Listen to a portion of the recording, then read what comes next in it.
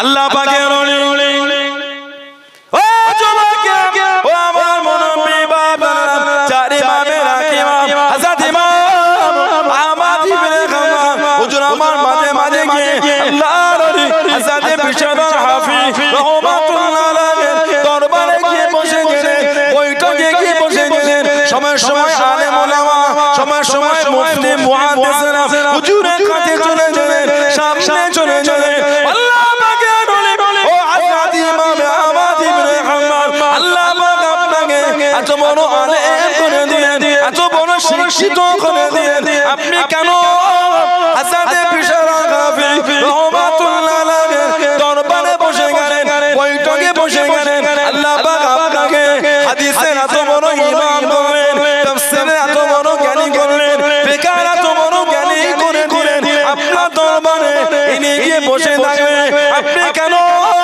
ইনা দরবারে বসে গেলেন ও জওয়ানকে আল্লাহর ওলি চার ইমামের ইমাম হযরত ইমাম আহমদ ইবনে হাম্বল জানিয়ে দিয়ে ও সময় আলেম উলামা বলেন আমি আহমদ ইবনে হাম্বল জাগির ইলম শিখেছি ইলমে হাদিস শিখেছি ইলমে তাফসীর শিখেছি ফিকহ মাসলা মাসাইল শিখেছি আমি আহমদ ইবনে হাম্বল এখনো পর্যন্ত আল্লাহ পাকে অর্জন করতে পারিলাম আল্লাহ পাকে অর্জন করতে পারিলাম হযরত বিশারুল হাফিজ রাহমাতুল্লাহ আলাইহি আল্লাহ পাকে অর্জন করে নিয়েছে আল্লাহ পাকে অর্জন করে নিয়েছে আমি আহমদ ইবনে হাম্বল ওই রাস্তাটা শিখব বলে ওই রাস্তাটা জানবো বলে আল্লাহর ওলি হযরত বিশারুল হাফিজ রাহমাতুল্লাহ আলাইহি দরবারে বসে গিয়েছি জনে বলুন সুবহান আর একটু জনে বলুন সুবহান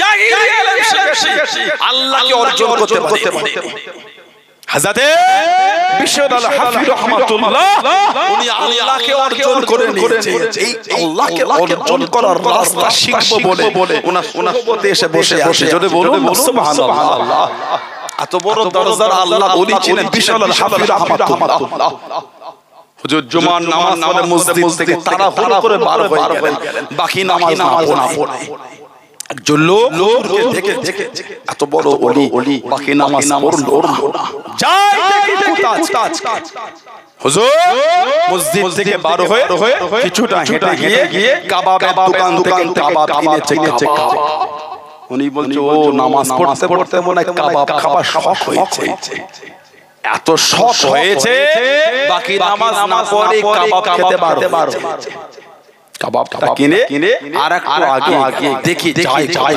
রুটির দোকান থেকে নরম রুটিও কিনেছে ও নরম রুটি দিয়ে আবার কাবাব খাবে যাই আজকে টুক টুক করে হেঁটে একটা জঙ্গল বনের মধ্যে ও বাবা লোকালয়ে খাবে না লুকিয়ে খাবে বনের মধ্যে হেঁটে যায় ইনিও কিছুটা হেঁটে গিয়ে দেখছেন একটা জীর্ণ ভগ্ন অবস্থায় জঙ্গলের মধ্যে বাড়ি ওই ঘরের মধ্যে হুজুর ঢুকে গেলেন ইনি টুক করে গিয়ে দেখছেন একটা যায়ীফ কমজোর মানুষ শুয়ে আছে ওনাকে বসে বিশারুল হাফিজ রাহমাতুল্লাহ বলেন বাবা আমার কষ্ট নেবে জুমা দিন আমার একটু আসতে দেরি হয়ে যায় একটু আমাকে মাফ করে দাও বলে নরম রুটি ছিঁড়ে কাবাব দিয়ে ওনাকে খাওয়াচ্ছেন জোরে বলুন সুবহানাল্লাহ যায়ীফ বলছেন বিশাল আশ্চর্যটা বছর হয়ে গেল 14 বছর প্রতিদিন তুমি আমাকে এইভাবে এসে জঙ্গলের মধ্যে খাইয়ে যাও 14 বছর ধরে খিদমত করছো জোরে বলবেন না সুবহানাল্লাহ ওই মানুষটা মাইরে দাঁড়িয়ে ঝরঝর করে কাঁদছে আল্লাহ হযরত বিশারকে কি ভাবলাম আর কি হলো উনার সোহবতে গিয়ে বসছেন আহমদ ইবনে হাম্বল উনি কিতাব লিখেছেন মুসনাদে আহমদ ইবনে হাম্বল কম বেশি 40,000 হাদিস 40,000 মেরাজে রাতে ফালাম্মা দাখালান নবী সাল্লাল্লাহু আলাইহি ওয়াসাল্লাম ফালাম্মা মানে যখন দাখালা ইয়াদখুলু মানে প্রবেশ করা ফালাম্মা যখন দাখালান নবী সাল্লাল্লাহু আলাইহি ওয়াসাল্লাম আমাদের নবী প্রবেশ করবেন কোথায় মসজিদে আকসা কামা ইসাল্লি নবী পাক প্রবেশ করে দাঁড়িয়ে নামাজ শুরু করে নামাজ পড়তে ফালতাফাতা মানে ঘুরে দেখ নবী দেখলেন সুম্মা আলতাফাতা অতঃপর নবী আবার আমাদের নবী বলে ফাইজা নবিউনা আজমাউনা ইসাল্লুনা আমি নবী ঘুরে দেখলাম আবার ঘুরে দেখলাম সমস্ত নবীরা আমার সাথে আমার পিছনে নামাজ আদায় করেছেন জোরে বলে নবীরা যদি মরা নবী হলে মিরাজের রাতে আমার নবীর পিছনে সব নবীরা সশরীরে দাঁড়িয়ে নামাজটা পড়লেন কি করে না না আমাদের নবী সহ সমস্ত নবীরা হলেন জিন্দা জোরে বলুন সুবহানাল্লাহ সেই নবীর মহব্বতে এসেছে ঈমানকে মজবুত করে কে মানে না মানে বলতে পারবো না আমি মানি এই ঈমান তৈরি করে নবীকে কে মানো না মানো আমি বলতে পারবো না আমি মানি এই মহব্বত তৈরি যারা মেনেছে তাদের থেকে শিক্ষা না দাবি করলে হয় না মানে সবাই দাবি করে নবী মানে আগামীকাল সমাজের মসজিদটায় গিয়ে দেখবেন কি হচ্ছে যুবক নিচই জায়গা হয় না উপরে লোক উঠেছে ঠিক বলছেন শুক্রবারে মসজিদের নিচটা ভরে উপরে উঠেছে দেখে মনে হয় এই এলাকায় চলে না মদ চলে না গান চলে না নাচ চলে না লড়ালি চলে না মিথ্যা চলে না ঝগড়া চলে না শুক্রবারে মসজিদ দেখলে মনেই হয় না এইগুলি এলাকায় হয় এটা সবই তো নামাজ তাহলে হবে কি করে কি বলে শুক্রবারে মসজিদে গেলে মনে হয় না এলাকায় এগুলি হয় সত্যি তাই দিনে দিনে নোংরা বেড়েই যাচ্ছে নবীর সাহাবারা এমনি সাহাবাদের ইজ্জত আছে জানাতে শান আল্লাহ পাক বলেছে রাদিয়াল্লাহু আনহুম ওয়া তাদের উপর আমি আল্লাহ খুশি তারা আমি আল্লাহর উপর খুশি জোরে বলো আর কে জোরে বলা গেল না জানাতে শানে নবী আল্লাহ পাক বলেছেন জানাতে শানে আল্লাহ পাক বলেছেন আল্লাহ রাসূল জানিয়ে দিলেন কুরআন শরীফে এসেছে রাদিয়াল্লাহু আনহু ওয়া রাদু কুরআন শরীফে এসেছে তাদের উপর আমি আল্লাহ খুশি তারা আমার উপর খুশি আল্লাহ পাক জানাতে শানে বলেছেন আমিনু কামা আমানান নাস আমিনু তোমরা ঈমান আনো কেমন ঈমান আল্লাহ কামা যেমন আমানান নাস যেমন ঈমান আমার হাবিবের সাহাবারা এনেছেন ওই ঈমান তোমরা আনো সাহাবাদের ঈমানের প্রশংসা আল্লাহ পাক কুরআন শরীফে করেছেন জোরে বলবেন সুবহানাল্লাহ জানাতে শানে আল্লাহর রাসূল বলেছেন লা তাসুবু আসহাবি এ দুনিয়ার মানুষ খবরদার তোমরা আমার সাহাবাদের গালি দিও না জানাতে শানে আল্লাহর রাসূল বলেছেন ওয়াল্লাহ ফি আসহাবি আমার সাহাবাদের নিয়ে কিছু বলার আগে আল্লাহকে ভয় করো জানাতে শানে নবী বলেছেন আসহাবি কান নুজুম আমার সাহাবারা হলেন আকাশের তারা জোরে বলবেন বিআইহিম ইহতিদাইতুম ইহতাদাইতুম তোমরা তাদের মধ্যে কারোর একজনের ইহতিদা করো তোমরা হেদায়েত পেয়ে যাবে জোরে বলবেন আর একটু জোরে বলা কেন না আল্লাহর রাসূল বলেছেন তোমার ভঙ্গিমায় আল্লাহ পাকের ফেরেশতারা নাযিল হয়েছে হযরতে যুবাইর ইবনুল আওয়াম রাদিয়াল্লাহু তাআলা আমাদের নবী নিজের ফুফুতো ভাই ওনার মা ছিলেন সাফিয়া বিনত আব্দুল মুত্তালিব আর ওনার ছিলেন আমাদের মা সাইয়্যিদা তাহিরা তাইয়্যিবা খাদিজা রাদিয়াল্লাহু তাআলা আনহা জানাকে স্বয়ং আল্লাহ পাক তিনি নিজে সালাম পাঠিয়েছেন জোরে বলে আর কে জোরে বলা গেল না আল্লাহ নবী জবানে মনে উঠে গেলেন ও জবাকে ও আমার মুরব্বি বাবা আল্লাহ নবী জবানে মনে উঠে গেলেন আল্লাহ নবী হেরা গুহার মধ্যে চলে গেলেন এই গুহাতে প্রথম কুরআন শরীফ নাযিল হলো ইকরা বিসমি রাব্বিকাল লাযী খালাক আল্লাহ নবী জবানে মনে উঠে গেলেন আম্মা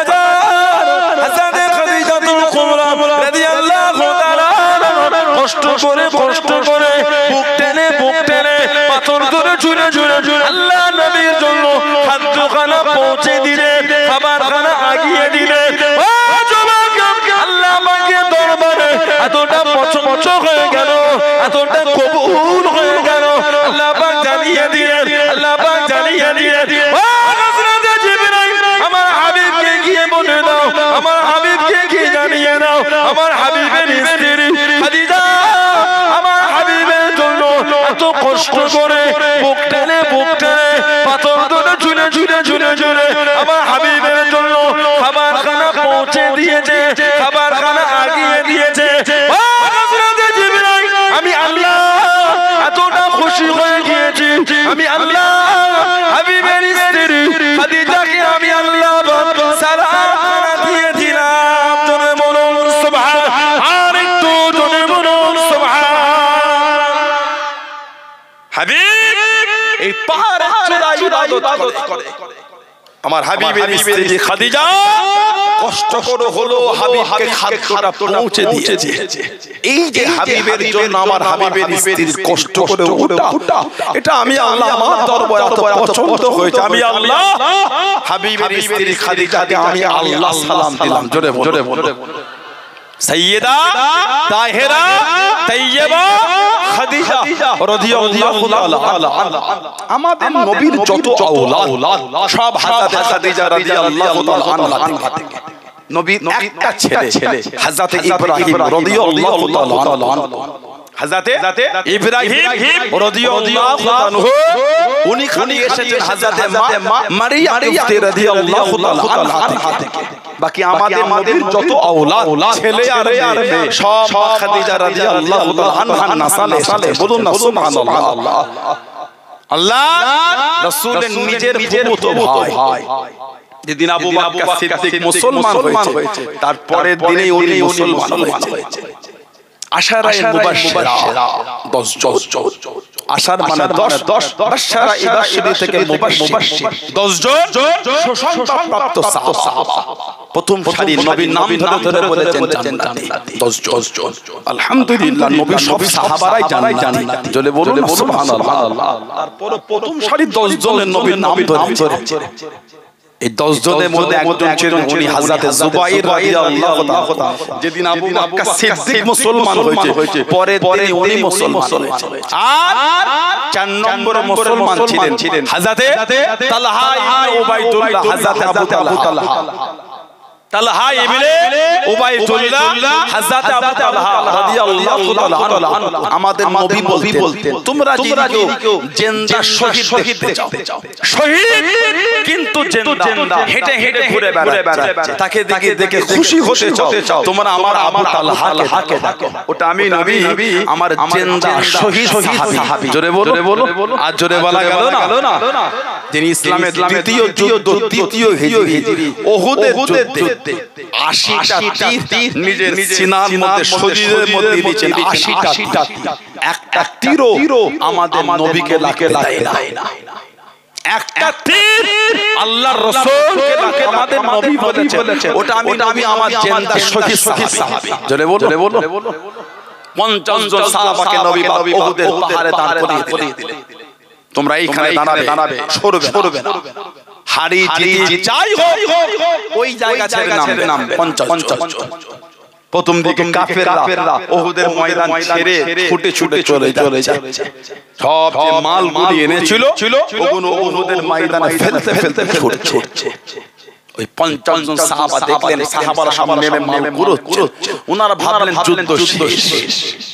যুদ্ধ শেষ। ওনারা জায়গা ছেড়ে নেমে এই মাল কুড়াতে হযরত খালিদ বিন ওয়ালিদ রাদিয়াল্লাহু আনহু, হযরত আবু সুফিয়ান রাদিয়াল্লাহু আনহু, ইনারা তখন মুসলমান হন।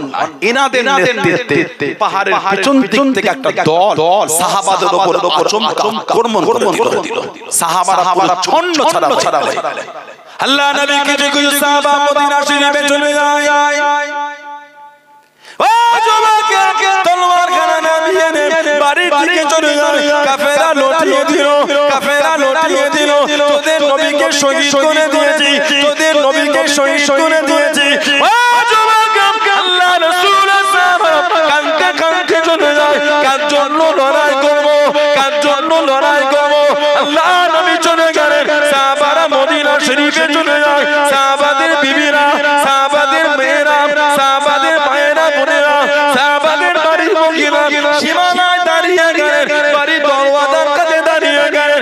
দরওয়াজাটা কাট করে দিলেন। ও রাসূলুল্লাহ, সাহাবারা বাড়িতে ঢোকা হবে না, বাড়িতে আসা হবে না। যাবার সময় আল্লাহ নবীকে সাথে করে নিয়ে গেলেন। আসার সময় কেন একা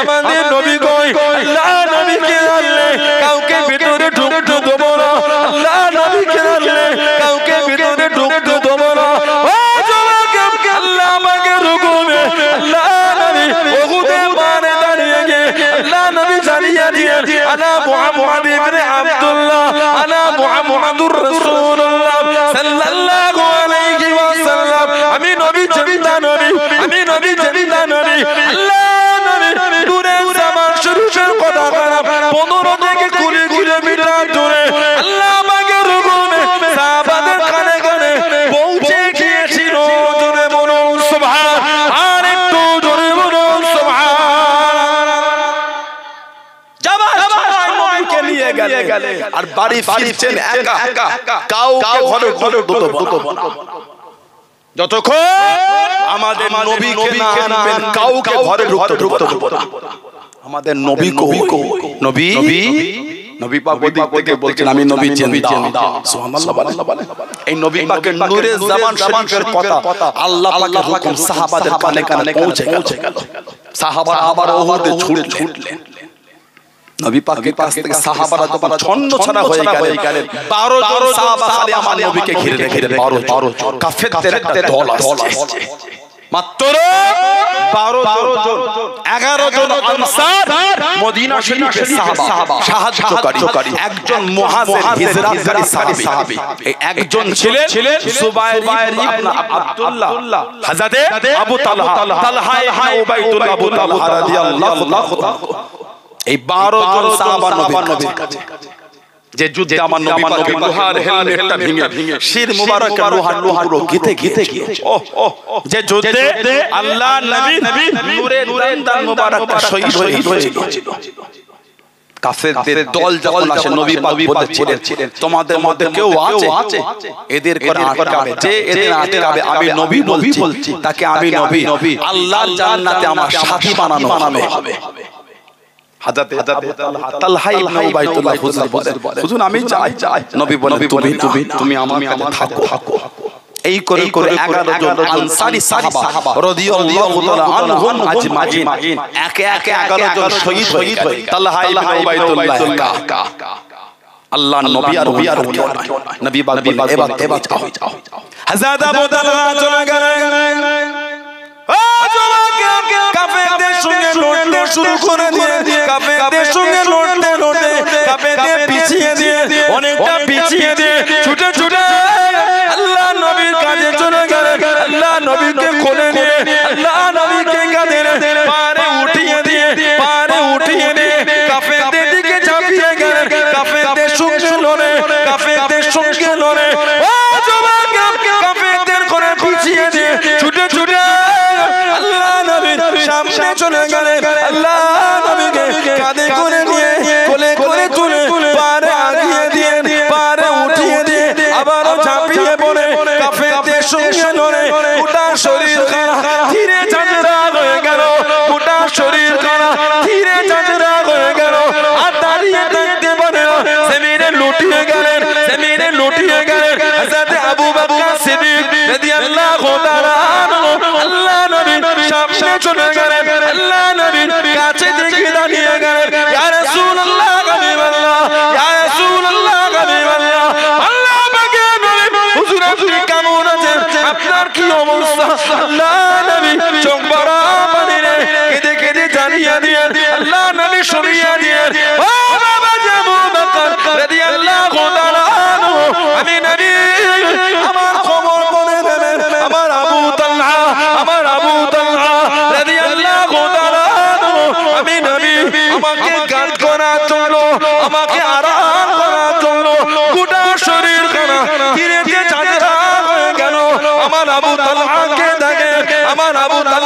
দেখেন আল্লাহ নবী চোখ ভরা পানি কেঁদে জানিয়ে দিয়ে আল্লাহ নবী শুনিয়ে দিয়ে ও আবু তালহা রাদিয়াল্লাহু তাআলা আমি নবী এখান থেকে আল্লাহ পাকের জান্নাতে তোমার থাকার জায়গা খানা আমি নবী এখান থেকে দেখতে পাচ্ছি জোরে বলুন সুবহান আর একটু জোরে বলুন সুবহান আবু তালহা এখান থেকে জান্নাতে তোমার থাকা জায়গাটা নবী দেখতে পাচ্ছে চলে বলবেন না দিনের জন্য সাহাবাদের খেদমত আল্লাহু আকবার 80টা তীর ওটা সিনা হাজরা হয়ে গেছে তারপরও কিন্তু আমার নবীকে লাগতে দিচ্ছে না ওই অবস্থায় ছুটে নবীকে ধরে উহুদের পাহাড়ে উঠিয়ে দিচ্ছেন কেন কাফেররা জানা নবীকে গিয়ে সহজে ধরতে না পারে নবীকে একটু উঁচুতে উঠে জোরে বলবেন সুবহানাল্লাহ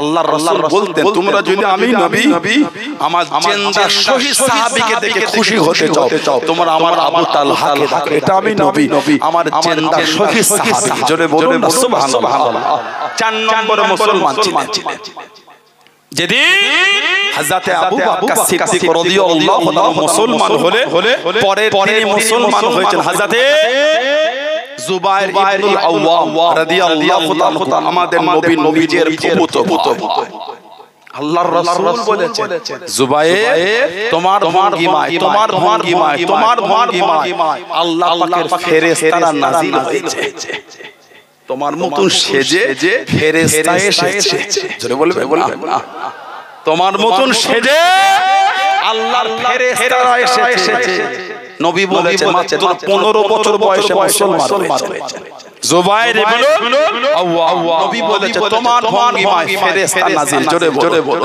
আরেকটু জোরে বলা গেল না আল্লাহ নবী যুদ্ধে মান হয়ে গেলেন ও যুবক ও আমার মুরব্বি বাবা আল্লাহ নবী ইসলামের প্রথম যুদ্ধে পার হয়ে গেলেন আল্লাহ নবী দ্বিতীয় হিজরিতে চলে গেলেন ইসলামের প্রথম যুদ্ধ বদরের জমিনে চলে গেলেন মাত্র 313 জন সাহাবা মাত্র দুটি ঘোড়া একটা ঘোড়া পেলে হযরত জুবাইর ইবনে আওয়াম রাদিয়াল্লাহু তাআলা আনহু মাথায় গলদে পাগড়ি পরে ঘোড়া পিঠে বসে গেলেন যুদ্ধখানা চালিয়ে যায় যুদ্ধখানা করে যায় ও যুবক আল্লাহ নবী জানিয়ে দিয়ে আল্লাহ নবী শুনিয়ে দিয়ে ও বাবা জুবাইর রাদিয়াল্লাহু তাআলা আনহু গলদে পাগড়ি পরেছো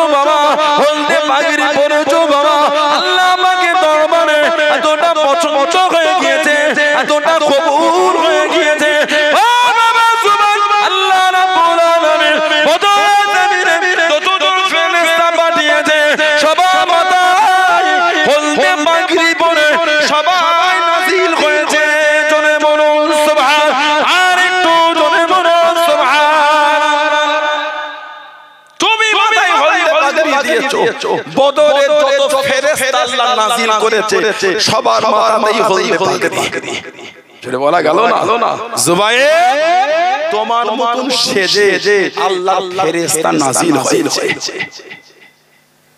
আবু বকর সিদ্দিকের পরে উনি মুসলমান মাত্র 15 বছর বয়স এত ক্ষমতা আল্লাহ দিয়েছিলেন একা একদিকে অপর দিকে 1000 হুজুর যুদ্ধ চালিয়েছিলেন উনি একা 1000 এর সঙ্গে যুদ্ধ করতে কাফেররা খালি যুদ্ধের ময়দানে গিয়ে খুঁজতো সে হলদে পাগড়িটা কই সুবহানাল্লাহ কাফেররা খালি যুদ্ধে গিয়ে খুঁজতো সে হলদে পাগড়ি কই উনি তো একাই ময়দান ফাঁকা করে ফেলে সুবহানাল্লাহ বললেন জুবাইর ইবনে আওয়াম রাদিয়াল্লাহু তাআলা দ্বীনের জন্য যে খিদমত আল্লাহু আকবার এত দবদবা আল্লাহ ওনাকে ছিলেন হযরত ওমর রাদিয়াল্লাহু তাআলা ইসলাম জাহানের তৃতীয় খলিফা যিনি মিশরের যুদ্ধের জন্য পাঠিয়েছিলেন হযরত আমর ইবনে আস রাদিয়াল্লাহু তাআলা হযরত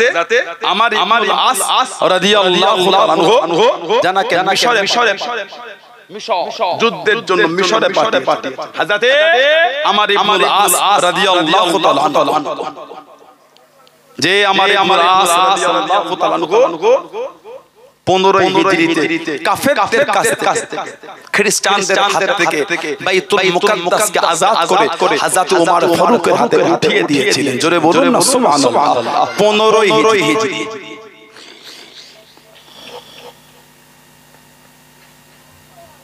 হযরত আমর ইবনে আস রাদিয়াল্লাহু তাআলা যিনি 8 হিজরিতে মুসলমান হয়েছে মুসলমানদের মধ্যে হিজরত ছিল আবিসিনিয়া মুসলমান মক্কার কাফের বেঈমান বেদির মুশরিকগুলো সব বসে গোল টেবিল করেছে, গোল টেবিল।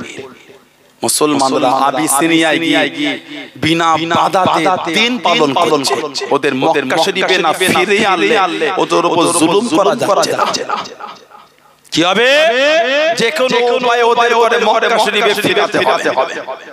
আবিসিনিয়া নাজ্জাসী বাদশা রাদিয়াল্লাহু তাআলা আনহু জানাজা আমাদের নবী গায়েবানা আদায় করেছিলেন। জোরে বলো, আর একটু জোরে বলা গেল না? নাজ্জাসী বাদশা জানাজা আল্লাহর রাসূল পড়েছেন। হযরতে আমর ইবনে আস রাদিয়াল্লাহু তাআলা আনহুর সাথে নাজ্জাসী বাদশার একটা বন্ধুত্ব ছিল। অনেক মাল সম্পদ উপঢৌকন দিয়ে পাঠিয়ে যাও নাজ্জাসী বাদশাকে কি এগুলি দেবে আর কথোপকথনের মধ্যে বলবে ওই মক্কা শরীফের লোকগুলোকে যেন ফিরিয়ে দেয়। তাছাড়া মুসলমানদের উপর জুলুম করা যাচ্ছে না। হযরত আমর ইবনে আস রাদিয়াল্লাহু তাআলা মুসলমান হবার আগে নাজ্জাসী বাদশাকে সব উপঢৌকন মালপত্র দিয়ে কথোপকথনে বললেন আমাদের মক্কা শরীফের কিছু মানুষ নতুন দিন খুলেছে ধর্ম। তারা এই আবিসিনিয়া এসে উঠেছে। আপনার কাছে অনুরোধ ওদের কথা আপনি মক্কা শরীফে ফিরিয়ে দেন। নাজ্জাসী বাদশা সাহাবাদের ডাকলেন। কথোপকথনের মধ্যে আল্লাহ নাজ্জাসী বাদশার মনটাকে আল্লাহ নরম করে বলুন না সুবহানাল্লাহ। একটু রাগান্বিত হয়ে এই মাল উপঢৌকন যেগুলি দিয়েছিল ফিরিয়ে ধরো। তোমার মাল আমি নেব না, তোমার মাল আমি নেব না। তুমি এদের বিরুদ্ধে আমাকে বলতে এসেছো 70 দিনের বিরুদ্ধে। ধরো, যাও তোমার মাল নিয়ে তুমি চলে যাও। দ্বিতীয়বার আর এদের বিরুদ্ধে বলতে আসবে না। আমি অবাক হয়ে যাই, তুমি একটা শিক্ষিত ছেলে হয়ে এখনো হযরত মুহাম্মদ সাল্লাল্লাহু আলাইহি ওয়াসাল্লামের সান্নিধ্যে এখনো গেলে না। তুমি আমার বন্ধু বলে তোমাকে কিছু বললাম, তবে দ্বিতীয়বার আর আসবে না। এই মাল দিয়ে ওনাকে আবিসিনিয়া থেকে বার করে দিল। এই কথাটা ওনার অন্তরে গেঁথে গেল। 70 দিন এখনো গ্রহণ করলেন। ওই কথাটা ওনাকে তাড়া করে বেড়াতো। সহ্য হলো না। 8ম হিজরিতে হযরতে আমর ইবনে আস রাদিয়াল্লাহু আনহু এই 8ম হিজরিতে মক্কা শরীফ থেকে ছিটকে পার হয়ে গেলেন মদিনা শরীফে মুসলমান হবে। জোরে বলবেন না? রাস্তায় যায় মুলাকাত হয়ে গেল হযরতে খালিদ বিন ওয়ালিদ আর হযরতে উসমান ইবনে তালহা। খালিদ বিন ওয়ালিদ আর উসমান ইবনে তালহা রাদিয়াল্লাহু আনহু দুজনের সঙ্গে দেখা হলো। খালিদ বিন ওয়ালিদ 150 বেশি যুদ্ধে খালিদ নেতৃত্ব দিয়েছেন সেনাপতির। এত হারেন প্রত্যেকটাতে আল্লাহ ওনাকে জয়ী করেছেন। যেটা বলবেন না? যে টুপিটা মাথায় যুদ্ধ করতে ওই টুপিটা আল্লাহর নবী নূরের বাদান শরীফের চুল শরীফ ওই টুপির সঙ্গে জড়ানো ছিল। ওই টুপিটা মাথায় দিয়ে যুদ্ধ করতে চলে বল।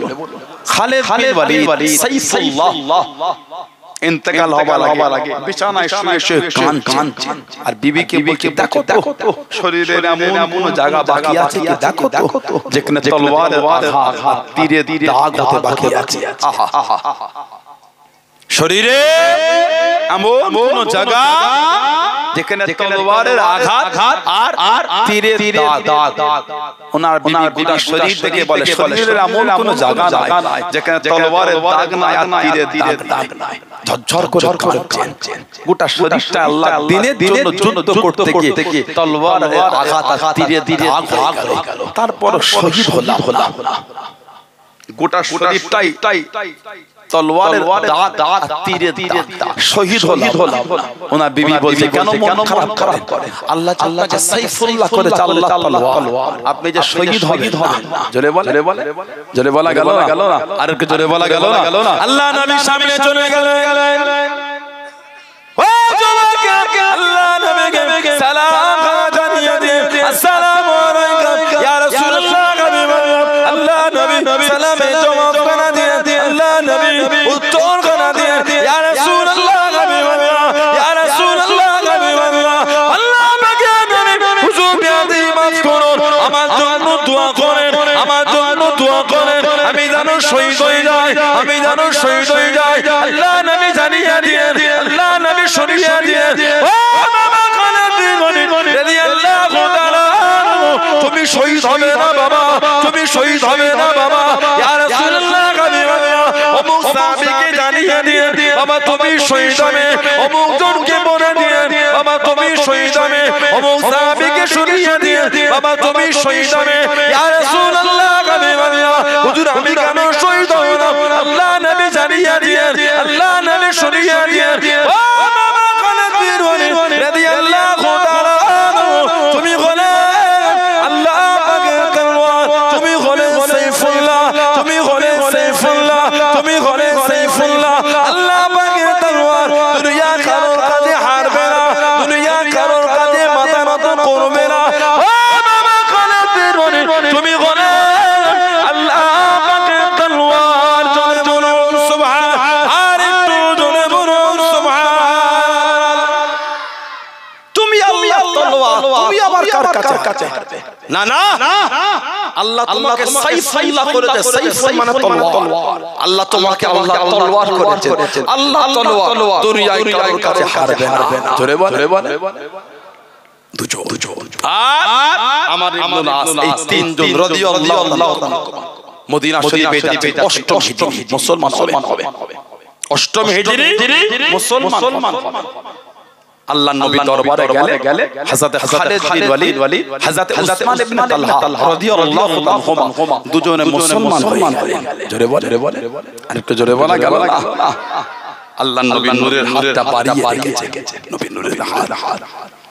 হযরত আমার ইবনুল আস রাদিয়াল্লাহু তাআলা এই হাতটাকে একটু টেনে নিয়েছিলেন। আল্লাহর রাসূল বলে ফেলে, কি ব্যাপার তুমি মুসলমান হবে না? মুসলমান হাত সরিয়ে নিলে হুজুর বিয়াতে মুসলমান হব, তবে আমাকে হুজুর বলতে হবে আমি মুসলমান হলে আমার বিগত জীবনের গুনাহগুলি মাফ হয়ে যাবে। আল্লাহর রাসূল বলেন যে ব্যক্তি আল্লাহর দ্বীনে ফিরে আসে বা আল্লাহর জন্য হিজরত করে, আল্লাহ পাক দয়াময় দয়া করে তার বিগত জীবনের গুনাহগুলি আল্লাহ সব মাফ করে দেয়। হুজুর মুসলমান হলেন অষ্টম হিজরি। যতদিন নবী পাকের সোহবত পেয়েছে, জীবনও কোনোদিন আমার নবীর দিকে চোখটা তুলে তাকায়নি, লজ্জায় দেখতে পারে না।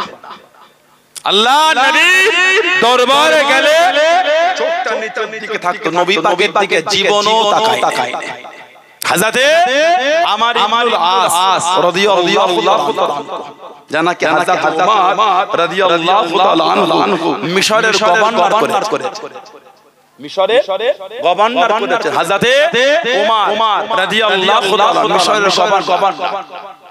ওনার ছেলে একটা গরিবের ছেলেকে বলতে চলো দুজন মিলে ঘোড়ার রেস খেলবো, ঘোড়া দৌড়।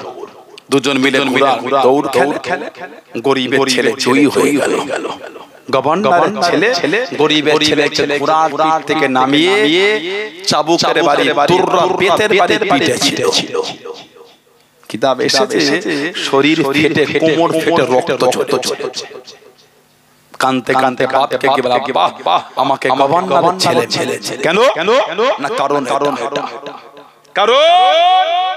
এটা চলো বিচার চলছে। হযরত ওমর রাদিয়াল্লাহু তাআলা চলো দরবার, ফারুক আযমের দরবারে এসে বিচার। হযরত ওমর ইসলাম জাহানের দ্বিতীয় খলিফা, দ্বীনের জন্য যে খিদমত, আল্লাহু আকবার।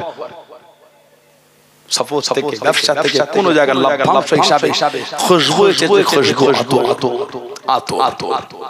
হযরত ওমর ফারুক মদিনা শরীফের মহিলাদের দিয়ে পাঠাচ্ছেন, ছোট ছোট জায়গায় ভাগ করে মদিনা শরীফের মধ্যে বন্টন হবে। উনার বিবি বললেন, হুজুর আমি তো বসে আছি, আমাকে দেন না, ওই আতরটা জায়গায় ভাগ আমি করে দিই। হুজুর বললেন, কেন হুজুর? না হুজুর আমাকে দেন না। বারবার যখন বলে তখন বললে আমার বড় ভয় হয়, আমায় ভয় হয়। কেন? তুমি যে শীতে আতরগুলো ঢেলে করবে, তোমার হাতে লাগবে, কাপড়ে লাগবে, আমার ভয় হয় কিয়ামতে যদি আল্লাহ আমার থেকে ওটা হিসাব চায়। ওমর রাদিয়াল্লাহু তাআলা গরিবের মাল তোমার বিবির হাত থেকে তোমার বিবির কাপড়ে লেগেছে, হাতে লেগেছে, আমি ওমরের মনে ভয় হয় সেদিন আল্লাহ দরবারে এর জবাব আমি কি দেব? জোরে বল। এটা হযরত ওমর বসে বসে কান লোক জিজ্ঞাসা করতে, হুজুর আপনি তো কাঁদছেন। হুজুর বললেন ভয় হয় দরিয়া দাজলার কিনারা যদি একটা পশু পানি না পান করার কারণে যদি মারা যায়, ভয় হয় কিয়ামতে যদি আল্লাহ আমার থেকে ওই হিসাবটা নেয়, তোমার জামান একটা পশু পানি না পান করার কারণে মারা গিয়েছে, আমি আল্লাহ দরবারে সেদিনকে জবাব দেব। এটা হযরত ওমর। জোরে বলবেন না। ঈদের দিন সকালে 12 হলে নামাজে যাচ্ছেন, নামাজ ইমাম গোটা পৃথিবীর মুসলিম উম্মার খলিফা, পৃথিবীর আর্ধেকটা যিনি রাজত্ব চালিয়েছেন, জানার নাম শুনলে চোখে দেখলে নয়, জানার নাম শুনলে কাইসারের রোম কাঁপতো ভয়ে। হযরত ওমর এই নামে কাঁপতো, নামে চোখে দেখা অনেক দূরের কথা। ভূমিকম্প হলে হুজুর মারতেন, এ জমিন থামো, আমি কি তোমার উপর ইনসাফ করিনি? জমিন আমি কি তোমার উপর ইনসাফ করিনি? আল্লাহ পাকের হুকুমে থামো, আল্লাহ পাকের হুকুম ভূমিকম্পটা বন্ধ হয়ে যেত। জোরে বলা গেল না। ঈদের নামাজের জন্য 12 হয়ে দেখছেন পায়ে দিবার জুতোটা নাই। বিবিকে বললাম আমার জুতো কই? বিবি চোখে টপ কি জীবন সাহাবা আল্লাহু আকবার। কি হলো জুতো? হুজুর জুতোটা এতবার ছিঁড়ে গিয়েছে, আর এতবার সেলাই করা হয়েছে, হুজুর ওই জুতোটা যে আবার সেলাই করব সেই জায়গাটা নাই হুজুর। খলিফাতুল মুসলিমিন আয় হযরত ওমর রাদিয়াল্লাহু তাআলা আপনার পায়ে দেওয়া জুতো এতবার ছিঁড়ে গিয়েছে, এত সেলাই করা হয়েছে, এতবার ছিঁড়েছে, এতবার সেলাই করা হয়েছে। আমার ওই ছিঁড়া জুতোটা যে সেলাই করে দেব, ওই সেলাই করাটার মতন জায়গা ইসলাম জাহানের খলিফা গোটা পৃথিবীর যিনি প্রত্যেকটা শাসন চালিয়েছেন। আল্লাহ নবীর কম বেশি 1.5 লক্ষ সাহাবা, 1,25,000 থেকে 1.5 লক্ষ, এই 1.5 লক্ষ সাহাবার মধ্যে উনি একা। নবী পাক জানার নাম ধরে কাবা শরীফের গিলাফ ধরে আল্লাহ পাকের দরবারে চেয়েছেন, আল্লাহ খাত্তাবের বেটা ওমর রাদিয়াল্লাহু আনহু আল্লাহ দ্বীনে ফিরিয়ে দেন, আল্লাহ খাত্তাবের বেটা আল্লাহ দ্বীনে ফিরিয়ে দেন। আল্লাহ নবী কাবা শরীফের গিলাফ ধরে নাম ধরে চেয়েছেন, উনি হলেন হযরত ওমর। জোরে বলে আলেকে জোরে বলা গেল না। বিবি বলছে হুজুর জুতোটা এমন জায়গা নাই যে আবার সেলাই করে দেব, ওই সেলাই করাটার মতনই জায়গা, এতবার ছিঁড়েছে জুতোটা, আর এতবার সেলাই করা হয়েছে। ইসলাম জাহানের খলিফা হযরত ওমর রাদিয়াল্লাহু তাআলা খালি পায়ে হেঁটে ঈদগাহে চলে গেলেন নামাজে। ইনি আমাদের রাসূলের সাহাবী, ইনি আমাদের ইমাম হযরত ওমর রাদিয়াল্লাহু তাআলা আনহু। জোরে বলুন সুবহানাল্লাহ। দরবারে বিচার হয়ে গেল। হযরত আমর ইবনে আস রাদিয়াল্লাহু তাআলা ওনার ছেলে মেরেছে, ছেলে হুজুর ডেকে পাঠালেন, গভর্নরের ছেলেকে ডাকা হলো। গভর্নরের ছেলেকে জিজ্ঞাসা করলেন, তুমি মেরেছো? জি হুজুর। কেন? এই কারণ। ফারুক আলম বিচার দিলেন, গরিবের ছেলের হাতে দুররা দাও, চাবুক বেত গরিবের ছেলেকে দেয়া হলো।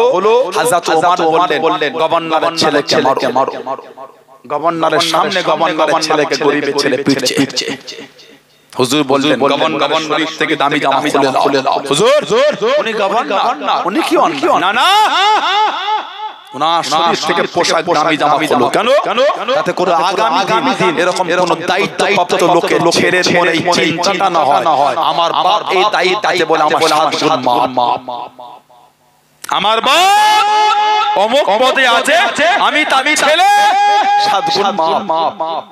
গাসানে বাদশা, গাসান একটা দেশের বাদশা, গাসানে বাদশা মুসলমান হয়ে গেল। বড় জুব্বা পরে কাবা শরীফে এসে কাবা শরীফ তওয়াফ করছে গাসানে বাদশা। এই পায়ের কাছে জুব্বাটা এত বড় ছিল, পিছনে লুটা। একজন মানুষ তওয়াফ করছে ভিড়ের মধ্যে একজনের পা ওই জুব্বার নিচের অংশই পড়ে গেল, ডিপ লাগলো। গাসানে বাচ্চা তওয়াফ করতে করতে ওনার দিকে ঘুরে একটা টেনে চর দিয়েছে। দেশের বাদশা একটা গরিব কি হযরত ওমর ফারুকের দরবারে পিছাচ্ছে রাদিয়াল্লাহু হুজুর আমাকে গাসানে বাদশা মেরেছে। গাসানে বাদশাকে ডাকা হলো, মেরেছেন? কেন? হুজুর আমি তওয়াফ করছিলাম, আমার জুব্বায় পা দিয়েছে। ফারুক আযম বললেন আপনি বড় জুব্বা বলেছেন, লোকের ভিড়ে তওয়াফ করছেন, আপনার কাপড়টা সামলাবার দায়িত্ব আপনার। বড় জামা ওটা আপনার দায়িত্ব। আজকে রাতের মধ্যে যদি মাপ না চেয়ে নিতে পারেন, ওনাকে খুশি করে মাপ যদি না চাইতে পারেন, আগামীকাল লোকের সামনে আপনার গালে লোকটা চর মারবে। দেশের বাদশাকে বলছে ওই গরিব সবার সামনে যেমন আপনি চর মেরেছে, যদি আজকে রাতের মধ্যে ওনার থেকে মাপ না চাইতে পারেন, উনি আপনার গালে চর মারবে। ইসলাম জাহানের তৃতীয় খলিফা হযরত ওমর রাদিয়াল্লাহু তাআলা আল্লাহ রাসূলের সাহাবী হযরত আমার আসকে পাঠিয়ে দিলেন মিশর ৩,৫০০ সৈন্য দিয়ে। মিশরের বর্ডারে গিয়ে চিঠি লিখছেন, হুজুর এদের সৈন্য অনেক, আরো কিছু পাঠান, আরো ৪,০০০ সৈন্য। চিঠিতে লিখেছেন প্রত্যেক ১,০০০-এর সাথে ৪ জন করে পাঠিয়েছে।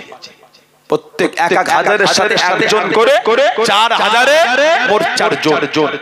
এই এক একজন